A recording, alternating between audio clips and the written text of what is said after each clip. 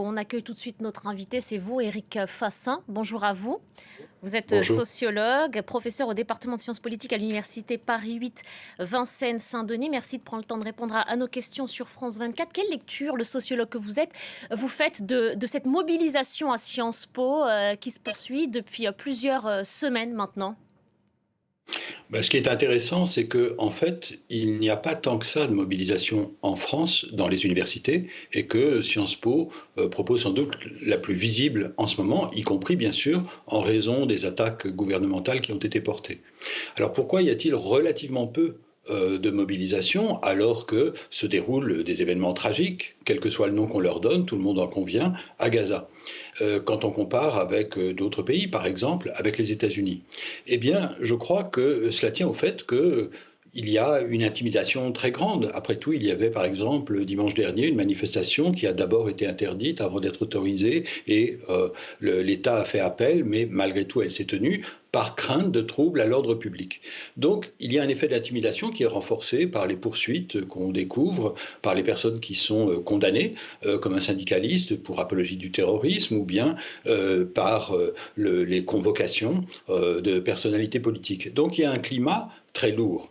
Et ce qui se passe, c'est qu'on s'aperçoit que, eh bien, il y a 3 ans, on a beaucoup parlé d'islamo-gauchisme dans les universités. Et là, on parlait de complicité intellectuelle avec le terrorisme. C'était les mots du ministre de l'Éducation nationale. Qu'est-ce qu'on retrouve aujourd'hui? On retrouve le même soupçon, la même accusation d'islamo-gauchisme qui est portée contre les personnes qui se mobilisent. Ce qui est embêtant, c'est que, en fait, ça se fait au nom de la liberté d'expression.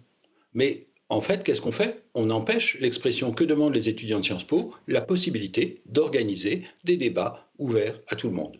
Justement, alors tenter de verrouiller le débat, déployer par moments les forces de l'ordre, est-ce que ça ne risque pas de radicaliser davantage ce mouvement qui initialement demandait simplement à pouvoir s'exprimer, à être entendu, selon ce que vous venez de dire à l'instant?